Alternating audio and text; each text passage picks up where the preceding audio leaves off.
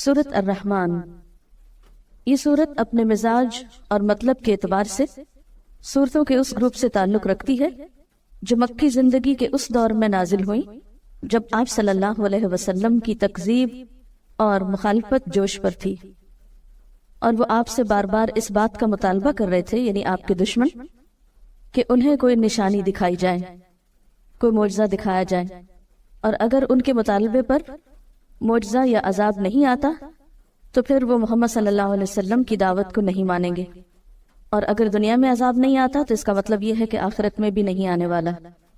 اس context میں یہ سورت نازل ہوئی۔ اس سورت میں ایک آیت فَبِأَيِّ آلَاءِ رَبِّكُمَا تُكَذِّبَانِ کی بار بار تکرار ہوئی، تو یوں لگتا ہے کہ جیسے مخالفین اپنی ضد میں مبتلا تھے، تو اللہ سبحانہ وتعالیٰ کی طرف سے بھی جو کلام آیا اس میں ان کے جواب میں مختلف آیات کو بار بار دہرا کر ان کی ضد کو ختم کیا گیا۔ کسی بھی بات کو بار بار کرنے کا مطلب کیا ہے کہ مخاطب کو وہ حقیقت اچھی طرح سمجھا دی جائے، اس چیز کی طرف توجہ دلائی جائے جس کی طرف وہ توجہ نہ دینا چاہتا ہو۔ قرآن پاک کا یہی انداز دراصل ایک مؤثر انداز ہے کہ وہ مخاطب کے مزاج کو سامنے رکھ کر بات کرتا ہے۔ مخاطب اگر ضد میں مبتلا ہے تو اس کی سوچ کی اصلاح کے لیے ایسا انداز اور اسلوب اختیار کیا گیا ہے کہ وہ سوچنے پر مجبور ہو جائے۔ پچھلی صورت میں بار بار وَلَقَدْ يَسَّرْنَا الْقُرْآنَ لِلذِّكْرِ کی بات ہوئی، اور یہاں کلام کے آغاز میں ہی فرمایا بسم اللہ الرحمن الرحیم، الرحمن علم القرآن، رحمان اس نے قرآن کی تعلیم دی۔ اس صورت میں اللہ سبحانہ وتعالیٰ کی بہت سی نعمتوں کا ذکر کیا گیا ہے، اور پھر ان نعمتوں کا احساس بھی دلایا گیا سوالیہ انداز میں فَبِأَيِّ آلَاءِ رَبِّكُمَا تُكَذِّبَانِ کہہ کر کہ تم اپنے رب کی کن کن نعمتوں کو جھٹلاؤ گے۔ حقیقت یہ ہے کہ انسان کو جتنی بھی نعمتیں ملی ہیں ان سب میں بہترین نعمت، اعلیٰ ترین نعمت، اور وہ نعمت جس کا سب سے پہلے ذکر کیا گیا وہ ہے قرآن کی نعمت۔ ساری دنیا کی نعمتیں ایک طرف اور قرآن کی نعمت ایک طرف۔ هُوَ خَيْرٌ مِّمَّا يَجْمَعُونَ، وہ بہتر ہے ہر اس چیز سے جسے لوگ جمع کر رہے ہیں۔ اور یہ اللہ تعالیٰ کی رحمت کا نتیجہ ہے کہ مخالفین عذاب مانگ رہے ہیں اور اللہ تعالیٰ جواب میں اپنی رحمت کے طور پر ان کی اصلاح کے لیے قرآن بھیج رہا ہے۔ الرحمن، بے حد مہربان، بہت مہربان، علم القرآن، اس نے تعلیم دی ہے قرآن کی، اس نے سکھایا ہے قرآن۔ اہل مکہ کہتے تھے کہ یہ قرآن کسی انسان نے یا کسی جن نے آپ کو القاء کیا ہے، یا آپ نے خود لکھ لیا ہے، یا کوئی اجمی غلام آپ کو اس کی تعلیم دیتا ہے، یا کچھ اور لوگوں کا خیال ہے کہ اہل کتاب کے علماء سے آپ نے شاید کچھ سیکھ لیا۔ فرمایا نہیں، کسی سے بھی کچھ نہیں سیکھا۔ علم القرآن، یہ قرآن رحمان کی تعلیم ہے، رحمان نے سکھایا ہے۔ اللہ تعالیٰ نے اسے نبی صلی اللہ علیہ وسلم کو سکھایا اور بذریعہ جبریل امین سکھایا، جس کا ذکر پیچھے سورۃ النجم میں گزرا، علمہ شدید القوا۔ اور پھر آپ صلی اللہ علیہ وسلم نے صحابہ کرام کو سکھایا، اور اس سے یہ سلسلہ چل نکلا جو آج تک باقی ہے اللہ کے فضل سے۔ تو قرآن کی تعلیم دینا ایک بہت اعلیٰ درجے کا کام ہے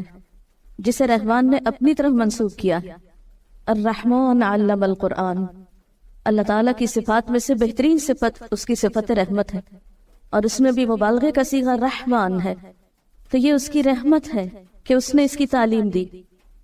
اسی لیے بندوں میں سے بھی بہترین ان کو قرار دیا گیا جو قرآن سیکھیں یا سکھائیں۔ گویا جو شخص یہ چاہتا ہو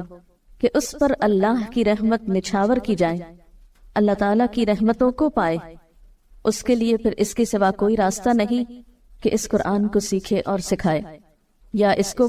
لوگوں تک پہنچانے کے لیے کوشش کرے۔ اور یہ حقیقت ہے کہ جو شخص بھی اپنی زندگی، اپنے وقت، اپنے مال، اپنی صلاحیتوں کا کچھ حصہ بھی اس کی تعلیم کو عام کرنے میں استعمال کرے گا، اللہ تعالیٰ اس کی ان تمام چیزوں میں برکت پیدا فرمائے گا اور اپنی خاص رحمت سے نوازے گا۔ اور علامہ کا لفظ باب تفعیل سے ہے، جس کے معنی میں آہستہ آہستہ بتدریج ایک چیز دینا ہوتا ہے، یعنی قرآن پاک یک بارگی نہیں اتار دیا گیا بلکہ تھوڑا تھوڑا کر کے اتارا گیا۔ اور ویسے بھی قاعدے کے مطابق باب تفعیل جو ہے یہ متعدی ہوتا ہے، جس کا معنی یہ ہے کہ اس کے پھر 2 مفعول ہوں گے۔ پہلا وہ علم جس کو سکھایا جائے، یعنی پہلا مفعول، اور دوسرا وہ شخص جس کو سکھایا جائے۔ تو یہاں پر علم القرآن میں پہلا مفعول تو قرآن ہے، یعنی قرآن کی تعلیم دی، اور دوسرا کیا ہوگا کہ وہ شخص جس کو دی گئی، یعنی رسول اللہ صلی اللہ علیہ وسلم، اور پھر آپ کے ذریعے سب تک یہ ہدایت پہنچائی گئی۔ تو الرحمن علم القرآن، رحمان نے تو ایک خاص طریقے پر قرآن کی تعلیم دی، آہستہ آہستہ سکھایا، لیکن ہم کیا چاہتے ہیں کہ ایک دم بس پورا کر دیا جائے، چاہے سمجھ میں آئے یا نہ آئے، دل میں اترے یا نہ اترے، عمل کا حصہ بنے یا نہ بنے۔ خلق الانسان، اس نے پیدا کیا انسان کو، اس نے انسان کی تخلیق کی، یعنی انسان بندر وغیرہ سے ترقی کر کے، یعنی جانور سے ترقی یا ارتقا کر کے انسان نہیں بنا، بلکہ انسان جانوروں سے بالکل ایک الگ مخلوق ہے، مستقل مخلوق ہے۔ خلق الانسان، اس نے انسان کی تخلیق کی، یعنی انسان بطور انسان ہی پیدا کیا گیا، پہلے وہ جانور کے طور پہ نہیں پیدا کیا گیا۔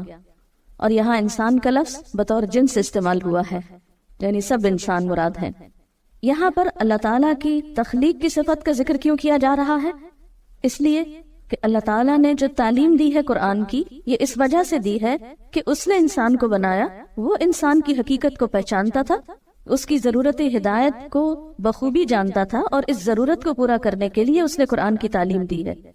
اور آپ دیکھیے کہ جو خالق ہوتا ہے وہ مالک بھی ہوتا ہے، تو جو مالک ہوتا ہے اس کے ذمہ ہوتا ہے کہ مملوک کو کام بتائے کہ اسے کیوں بلایا گیا، کس کام کے لیے بنایا گیا۔ یہ بالکل ایسے ہی ہے جیسے آپ کسی فیکٹری میں ملازمت کریں، تو فیکٹری کے مالک کا ذمہ ہے کہ آپ کو آپ کے کام کی نوعیت بتائے۔ جب بھی کسی کو کسی محکمے میں یا کسی ادارے میں یا کسی دکان پر یا کسی فیکٹری میں مملوک کے طور پر یا کام کے لیے بلایا جاتا ہے ایک امپلائی کے طور پر، تو جو مالک ہوتا ہے اس فیکٹری کا یا بزنس کا، اس کی ذمہ داری صرف یہ نہیں ہوتی کہ لوگوں کو بھرتی کر لے، بلکہ اس کی ذمہ داریوں میں یہ ذمہ داری نہایت اہم ہوتی ہے کہ وہ آنے والوں کو ان کا کام بتائے۔ تو اللہ تعالیٰ نے انسان کو پیدا کیا، وہ انسان کا مالک ہے، انسان اس کے آگے مملوک ہے، لہٰذا یہ اس کی ذمہ داری تھی کہ وہ انسان جیسی مخلوق کو پیدا کر کے عقل دے کر اسے یہ بتائے کہ اسے کس لیے بنا۔